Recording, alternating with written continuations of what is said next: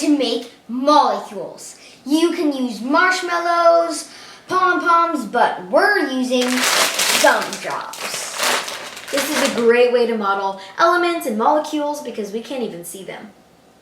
So the bonds between atoms are going to be toothpicks. And the atoms are the gumdrops. Okay, so we're going to organize them into colors on 3, okay? 1, 2, 3. Okay, so we organize them all into color piles. And now I don't know which one that looks like it has the most. But I found a mutant. It's not yellow and it's not orange. It's mixed. Which is it? Okay, so make sure you have a cheat sheet of the biological molecules you're going to make. The first molecule that we're going to make today is glucose. It's made through plants by photosynthesis and pretty much is the most important sugar on Earth. You only need 3 elements to make glucose: hydrogen, carbon, and oxygen. You're going to need a lot of hydrogens and just a few carbons and oxygens. You're going to need 6 carbons, 12 hydrogens, and 6 oxygens to be exact. Glucose occurs naturally as a 6-sided ring, which is also known as a hexagon! So you're going to need 5 carbons and 1 oxygen to make the ring. So it should look something like this, or to you guys, this way. Okay, so remember, this is a 3D structure, so when we add all the atoms onto the ring structure, they're going to be all wonky. Off this first carbon is a hydrogen. And then on the other side of that carbon is an oxygen-hydrogen group. So the way we could do it is like that, and then you could also stick off the hydrogen like that and make it super tall. Or, to save your structure, you can just stick them on the same stick like that.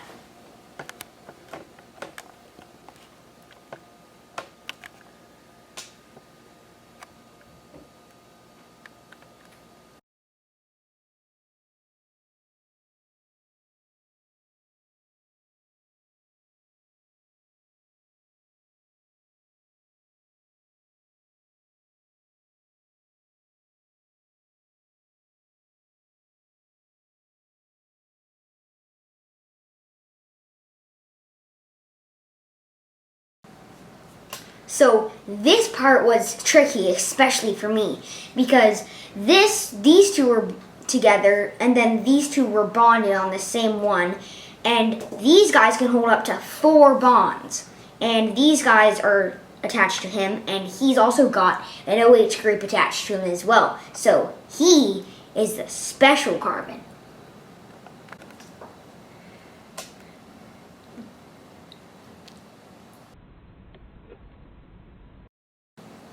Okay, so the next biomolecule we're going to make is from the lipid family, or the fats. It's the backbone to many fat molecules. It's called glycerol because it's got that OH, oxygen-hydrogen group on it. And in chemistry, OH group is an alcohol.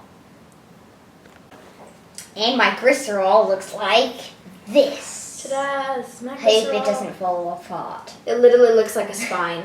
It does. If it was just curved a little bit. Wait. Now it looks like a spine. That looks like DNA. Oh yeah, wait. It's DNA? Next up is an amino acid. It's called glycine, and it's the simplest amino acid we have. Amino acids is what makes up protein, and this is nothing but protein. So what's exciting is we have a new element this time.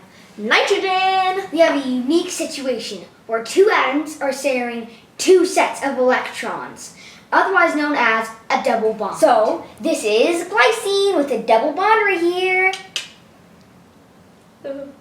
Looks like a dog. Looks like It does. It's a little tail on this side of the... Oh, it's mutated with 3 legs, but okay. For the last biomolecule, we're actually splitting duties. It's a surprise of which of the nucleic acids we got.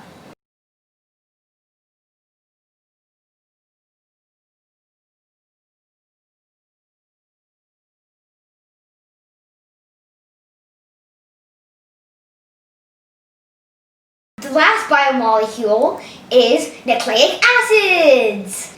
And it's a surprise which one we're getting because we split it up. Okay, ready? 3, 2, 1. Oh my gosh! RNA.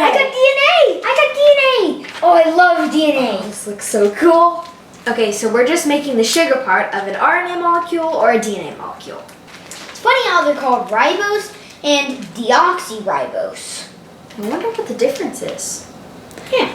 Let's make them and find out. Oh yeah. Okay, for this we're going to use an actual modeling kit. And this is exciting. This is carbon because it can bond 4 ways. This is oxygen because it can bond 2 ways. This is hydrogen because it only has 1 electron to share. These little tubes will act as our bonds. And they come in different sizes. Nucleic acids, RNA and DNA, have 3 major parts. They have nitrogenous bases, sugars, and phosphates. We just did the sugar part today. One is ribose and the other one is deoxyribose. Doesn't that prefix mean something? Yeah, I think it means like picking away. So there's something different between these 2 molecules. What is it? So, how'd it go, H-Team? Guess what? Sometimes experiments don't work in science, and that is okay. We just redo it. But regardless, I would love if you would share your results to any of our HTH platforms, and then I'm going to give you some feedback. Can't wait to see what you did. Bye! Hey everybody! Don't forget to like and subscribe! Thanks!